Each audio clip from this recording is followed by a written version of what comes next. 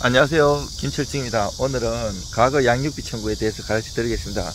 제 이전 영상에도 보시면 과거 양육비 청구 언제든지 가능하다고 했는데, 저번 주에 이제 대부분 판례가 변경이 돼 가지고요, 자녀가 성년이 되고 소멸시효 기간이 진행돼서 10년이 지나면 소멸시효가 완성된다고 하기 때문에 기다리지 마시고 빨리 청구를 하시는 게 좋아요. 2009년에 우리 이제 이혼하게 되면 양육비 부담조서를 작성하게 되었어요. 제도상. 그때부터 이제 금액 얼마 뭐 이렇게 했는데, 그 이전에 이혼하신 분들은 그런 걸 정하는 걸 안 했어요. 그러니까 나중에 내가 이제 나이 먹고 청구해야지 이렇게 하다가 나중에라도 청구를 했는데, 이제는 10년 내에 해야 돼요. 원래 소멸시효라는 게 권리 위에 잠자는 자를 보호해 주지 않겠다는 거거든요. 이미 사회적으로 안정이 되어 있는데, 나중에 갖고 새로운 이전에 청구하지 않은 권리를 주장하게 되면 사회적 안정이 해친다고, 또 여러가지 뭐 태만에 대한 제재 여러가지 사유가 있는데, 이런 것 때문에 해주지 않는다는 거 있는데, 이게 이제 1974년도에 이 할머니가 결혼해 갖고 84년도에 이혼하고, 그 이후에 이제 74세쯤 됐을 때 과거 양육비 청구를 하신 거예요. 그때 이제 1심에서는 그때 6천만 원을 청구하셨는데, 그래 과거 양육비 청구 인정해 줄게 이렇게 하다가 2심에서는 아이고 이거 봐라, 이게 소멸시효 진행 완성됐다고 이제 인정 안 했어요. 그래서 이제 대법원에 갔는데, 이게 74세 때 이 길 소송을 제기하셨다가 이 할머니가 올해 87세까지 돼요. 거의 10년이 넘었죠. 이 대법원에서 9년 동안 계류가 됐어요. 그러다 기각돼 버린 거예요. 무슨 말인가 하면, 야 이거 소멸시효 완성된 거 맞다. 아니 특별히 정함이 있는 그런 양육비 같은 경우도 3년이든 5년이든 10년이든 이런 게 소멸시효가 있는데, 정하지도 않았는 거 이거를 무기한 정도 해주면 이거 형평에도 맞지 않고 소멸시효 제도의 취지에 맞지 않는다 해서 기각됐는데, 저는 이거 보고 가슴이 많이 아프더라고요. 사실 뭐 법무사 사무실에 오는 손님들이 그렇게 넉넉하지 않은 신분들인데, 어려우신 분들이 이렇게 평생 어렵게 자기가 자식 길러가지고 정말 나중에라도 좀 이래 과거 양육비라도 청구하려고 했는데 안 하는 건데, 가슴은 아프지만 법리가 이러니까 시대에 맞춰가야 돼요. 그래서 빨리 소장부터 접수해야 돼요.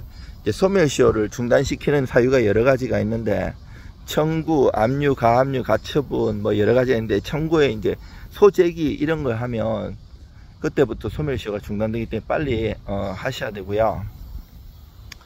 그리고 요게 이제 과거 양육비 청구 요거 뿐 아니라 요즘 많이 대법원 판례가 많이 바뀌는 추세예요. 최근에 유류원 반환 청구 관련해 갖고도 그게 바뀌었고, 기간 여러 가지 형사 같은 것도 친족 상도례 원래 이제 헌법재판소에서 원래 이제 범죄가 성립하려면 구성요건 해당성에 해당되고 위법성 조각사유나 책임조각사유가 없어야 되는데, 이렇게 범죄가 성립하더라도 그 친족 상도례에 면책돼 가지고 친족 간의 재산죄 범하면 처벌 안 했는데, 이 연예인 박모씨 사건에서 그 형이 그거 횡령하고 이런 사건에서 헌법소원 제기해 가지고 이게 위헌 나서 이제는 친족도 처벌받을 수 있기 때문에 제도가 많이 그때그때 바뀌어요. 그래서 빨리빨리 보고, 이제 유튜브든 블로그든 이전에 영상이나 블로그 이런 게 많이 돌아다니기 때문에 그거 보시고 마음 놓고 있으면 안 되기 때문에, 새로 업데이트 되는 것을 바로바로 공부하고 제대로 잘 보셔야 돼요. 옛날에 유튜브 해놨는 거 그걸 보고 넉넉고 있다고 해서 구제되는 게 아니에요. 그 사람한테 책임 물을 수도 있는 게 아니에요. 그 당시에 대해서는 그 영상을 올릴 때는 그 법이 맞았기 때문에 그러는 거예요. 그래서 항상 무슨 권리든 뭐든 하면 나중에 해야지, 나중에 하다 보면 늦어요. 그 형사도 공소시효 제도 같은 게 이런 게 있어요. 죄를 범하고 막 진짜 숨어서 지내는데 뭐 살인죄든 뭐 사기, 절도 이런 게 있기 때문에 그 기간 내에 빨리 고소를 하고 해야지, 나중에 해야지겠다 이래 하면 나중에 처벌도 못하고 구제도 못 되는 경우가 많아요. 그래서 항상 바로바로 그 액션을 취해야 되는 게 중요해요. 그리고 이제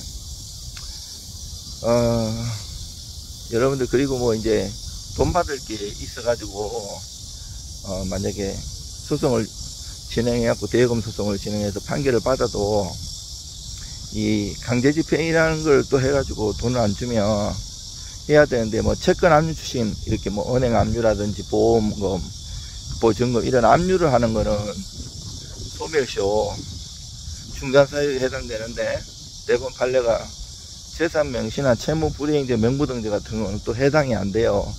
그런 것도 강제집행 이렇게 판례나 이런 걸 따라서 제때 바로 조치를 해야 되고, 그게 만약에 이제 10년에 소멸시효 완성이 다 되면 판결, 소멸시효 연장소송을 해야 돼. 판결 또 받아갖고 해야 되는데, 그때 이제 채권 압류 추심해갖고 일시 중단시키고 소송을 제기하는 방법도 있고 여러 가지가 많아요. 이제 만약에 소멸시효 연장소송을 했는데, 이거 10년 지난 거 아닌가 하면, 내가 옛날에 채권 압류 추심했는 게 있으면 그거 결정문 보내면서 준비 서면에다가 이거 판사님 이거는 그때 이렇게 강제 집행을 했었고, 아니면 경매라든지 이런 거를 그 소멸시효가 중단됐다 이렇게 반박을 하면 되고요. 그때 뭐 이렇게 재산명시나 채무불이행죄, 명부등재 이런 결정문 내면 안 되겠죠. 그거는 소멸시효 중단 사유가 아니기 때문에. 그리고 이제 소멸시효라는 거는 내가 만약에 그 양육비 청구를 만약에 요번에 10년으로 받겠다 그러잖아요. 그러면 아예 내가 소송을 제기 못하냐, 그런 건 또 아니에요.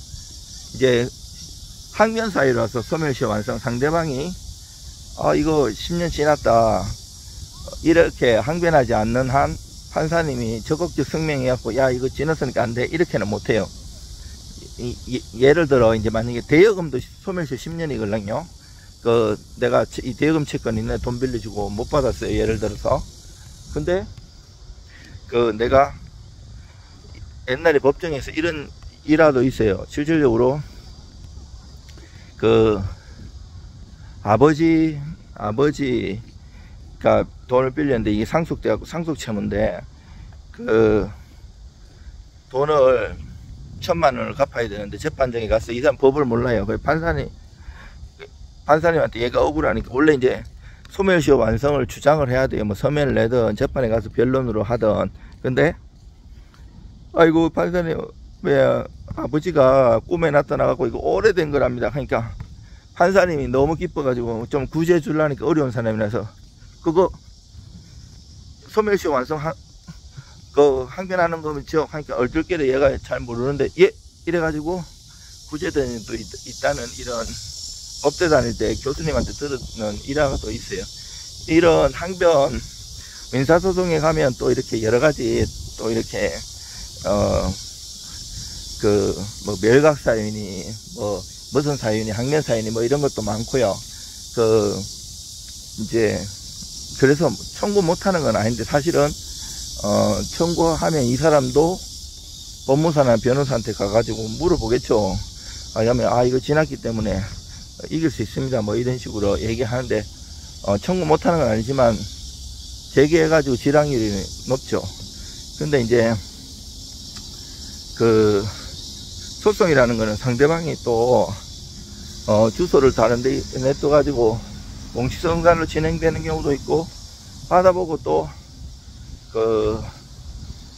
모변을 성사하는 경우도 있을 때 답변 안 하고 가만히 있는 게 여러 가지 사유가 있기 때문에 억울한 경우는 재개해보는 것도 괜찮은데 질환율이 높긴 하죠.